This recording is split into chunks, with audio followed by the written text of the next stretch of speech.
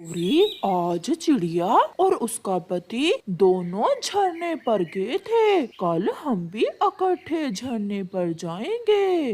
मेरे पास समय नहीं है। मैंने कल जग्गू की चोंच साफ करनी है, इसलिए कल मैं जग्गू को साथ लेकर नदी पर जाऊंगी। मैं जब भी तुम्हें कहीं जाने का कहता हूँ हर बार तुम्हारा कोई ना कोई बहाना होता है। ऐसे बातें करते करते वो दोनों सो जाते हैं। मैं एक टांग पर खड़ा होकर दिखाऊं? हाँ, दिखाओ, तुम कैसे लगते हो? ऐसे ऐसे मैं ऐसे भी कर सकता हूँ। और मैं उल्टी कलाबाजी भी लगा सकता हूँ। देखो देखो, मैं सब कर सकता हूँ। अब बस करो, हंस हंस कर मेरे पेट में दर्द होने लगा है। अच्छा बताओ, क्या तुम पीछे को उड़ सकते हो? ये तो मेरे दाएं पंख का काम है। लो फिर देखो, ये गया। यूं यूं उड़ते हैं पीछे। देखो देखो। और फिर जैसे ही उल्टा उड़ते हुए कालू कौवा एक पेड़ से टकराता है, उसकी आंख खुल जाती है और उसकी नजर पास सोई हुई अपनी पत्नी घोरी कौवी पर जाती है, जो खराटे ले रही थी। कितना सुंदर सपना था। अगर मैं पीछे को ना उड़ता तो अभी थोड़ी देर और सुंदर सपना देखता रहता। सुबह हो जाती है। कालू कौवा सारी रात सपने देखता रहा था। वो अभी तक सोया हुआ था और गोरी कौवी उठ जाती है। उठो उठो कालू, कैसे चोंच खोलकर सोए हुए हो? मुंह में मच्छर चला जाएगा। अपनी चोंच बंद करो और उठो। क्या मुसीबत है, तुम मुझे सोने भी नहीं देती हो। मैं जग्गू को साथ लेकर नदी पर जा रही हूँ और तुम जाओ मेरे और जग्गू के लिए भोजन ले आओ। नदी पर इकट्ठे जाते हैं, मैं भी तुम्हारे साथ जाता हूँ। नखट्टू, काम करने से तो तुम्हारी जान जाती है। जाओ और मेरे लिए भोजन लेकर आओ। जो कहा है वो करो। कभी खुद भी भोजन लेने चली जाया करो। बहुत लाड प्यार से पाला है मेरी माँ ने मुझे। मैंने कभी ये काम नहीं किए। ऐसा कहते हुए गोरी कौवी वहाँ से चली जाती है और कालू कौवा भी भोजन की खोज को चला जाता है। थोड़ी दूर जाकर कालू कौवा एक पेड़ की डाल पर बैठ जाता है। लूसी कबूतरी और उसका पति फूलों के पास बैठे मीठी मीठी बातें कर रहे थे। कितना प्यार है दोनों पति पत्नी में। गोरी ने तो कभी मेरे साथ ऐसे बात नहीं की। वो सपना देखना कितना अच्छा लग रहा था। और वो कौवी कैसे हंस हंस कर बातें कर रही थी। ऐसा सोचते हुए कालू कौवा वहाँ से उड़ता है और एक पेड़ के नीचे जाकर लेट जाता है और सो जाता है। मुझे छोड़कर चले गए थे तुम। मैं नहीं बात करती तुमसे। तुमने ही तो मुझे उल्टा उड़ने का कहा था। वैसे तुम बहुत सुंदर लग रहे हो। ये लो, मैं मीठा फल लाई हूँ। चलो दोनों मिलकर खाते हैं। आप बहुत अच्छी हो, मगर मेरी पत्नी मुझसे ऐसे बातें क्यों नहीं करती? वो मेरे पास क्यों नहीं बैठती? ये मैं तो नहीं जानती। ये बात आप अपनी पत्नी से ही पूछें। अरे, आपकी चोंच कितनी गंदी है। लाओ मैं साफ कर दूं। फिर पिंकी अपने पंख से कालू की चोंच साफ करती है। उड़ते उड़ते चिड़िया भी वहाँ आ जाती है। छोड़ो छोड़ो मेरी चोंच छोड़ो। मुझे गुदगुदी हो रही है। ये कालू को क्या हो गया है? दिन में ही सपने देख रहा है। कालू, ओए कालू, उठो और घर जाओ। शाम हो गई है और तुम अभी तक सोए हुए हो। चिड़िया की आवाज सुनकर कालू जाग जाता है। क्या शाम हो गई है? मुझे पता ही नहीं चला कि कब दिन गुजर गया। सोने के लिए रात होती है, दिन नहीं। ऐसा कहते हुए चिड़िया वहाँ से चली जाती है और कालू भी वहाँ से उड़ता है। ये क्या, सूखे दाने? मैं तो नहीं खाऊंगी सूखे दाने, मुझे तो आज मीठा फल खाना था। मीठे फल का मौसम नहीं है, मैं कहाँ से लाता तुम्हारे लिए मीठा फल? जग्गू, ये दाने तुम खा लो, मैं तो कल मीठा फल ही खाऊंगी। गोरी, मेरी चोंच तो साफ कर दो, देखो कितनी गंदी हो गई है। मैं और तुम्हारी चोंच साफ करूं? सोचना भी ना। गोरी ऐसे कहती है, मगर कालू अपनी चोंच गोरी के पास करता है। दूर दूर हो जाओ, बहुत गंदी बू आ रही है मुझे तुम्हारी चोंच से। कालू अपनी पत्नी से बातें करना चाहता था। वो अपनी पत्नी से प्यार की बातें करता, मगर उसकी पत्नी कभी भी कालू से सीधे मुंह बात ना करती, हमेशा लड़ाई करती। इसलिए कालू अब सपनों की दुनिया में रहने लग गया था। उसे सपने देखना बहुत अच्छा लगता था।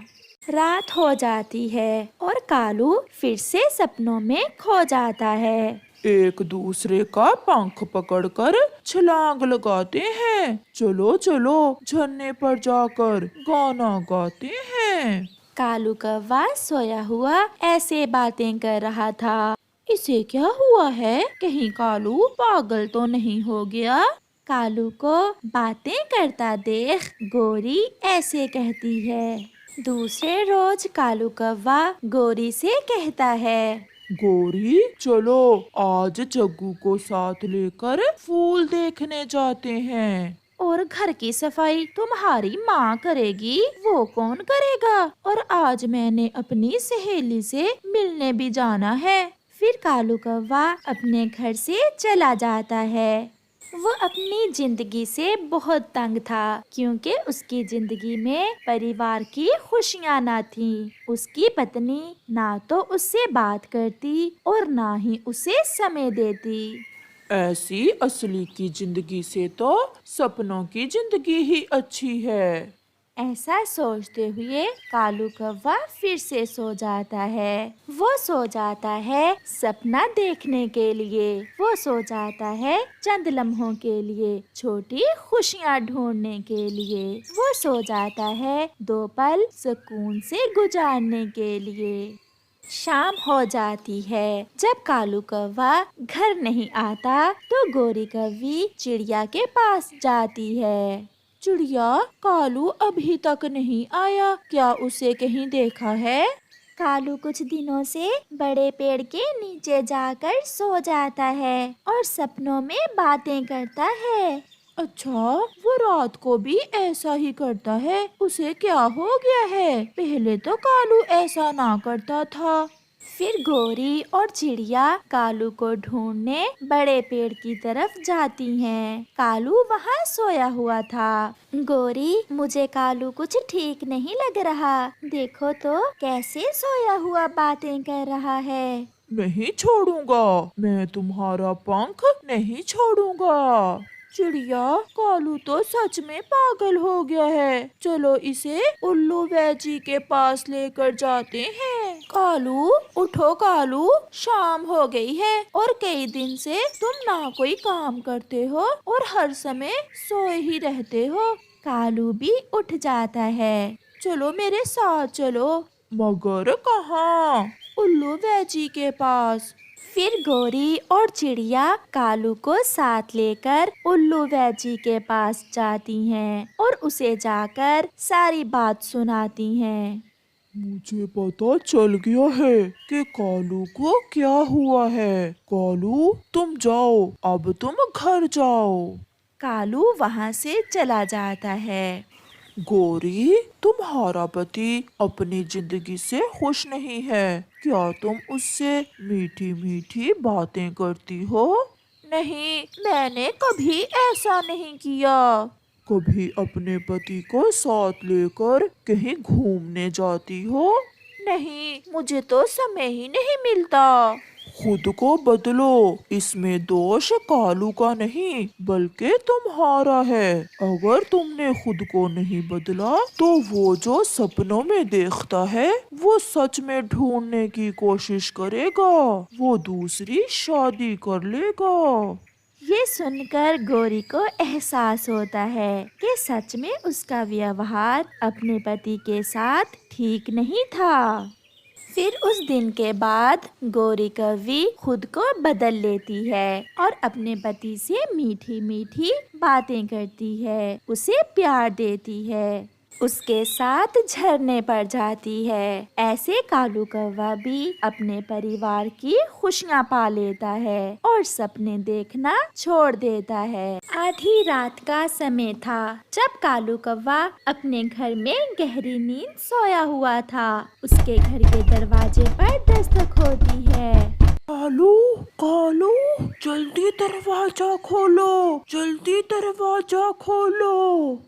अरे, ये तो मेरे मामा जी की आवाज है।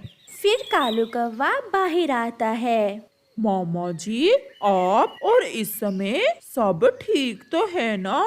तो परे घर के अंदर जाकर सब बताता हूँ।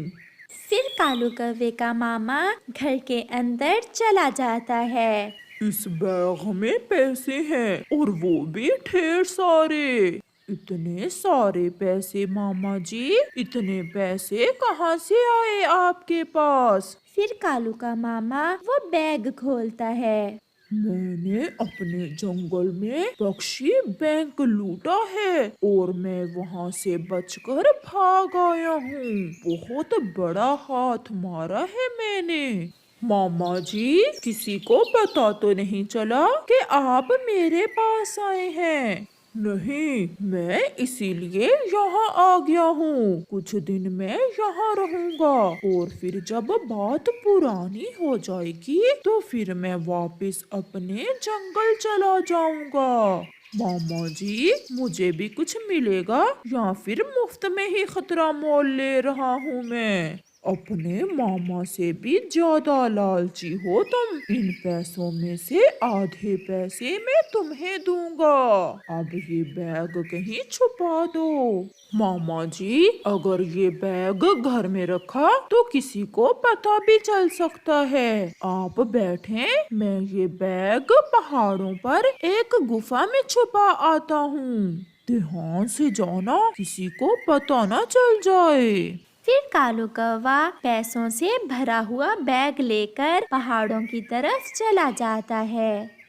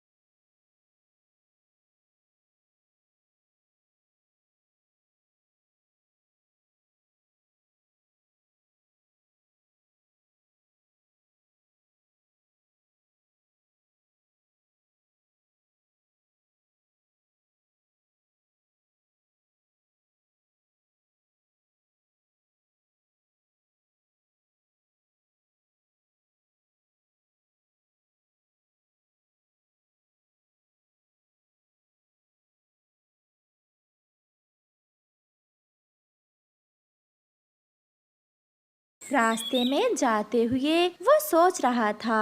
मामा जी तो इसमें से आधे पैसे मुझे देंगे। अगर मैं ये पूरा ही बैग लेकर कहीं भाग जाऊं तो किसी को भी पता नहीं चलेगा, और अगर पकड़ा भी गया तो मामा जी ही पकड़ा जाएगा। फिर ऐसा सोचते हुए कालू कौवा वो बैग लेकर दूसरे जंगल चला जाता है। सुबह हो जाती है। जब कालू कौवा वापस नहीं आता तो कालू का मामा बहुत परेशान हो जाता है। ये कालू कहाँ चला गया? कहीं कालू मुझे ही तो चूना नहीं लगा गया? नहीं नहीं, वो भांजा है मेरा, वो मुझसे ऐसा नहीं कर सकता। मैं बाहर जाकर किसी दूसरे पक्षी से पूछता हूँ उसका। चिड़िया, कालू को देखा है कहीं? हाँ हाँ, आप कालू के मामा जी हैं ना? मैंने कालू को कल नदी पर देखा था। मैं आज की बात कर रहा हूँ, कल की नहीं।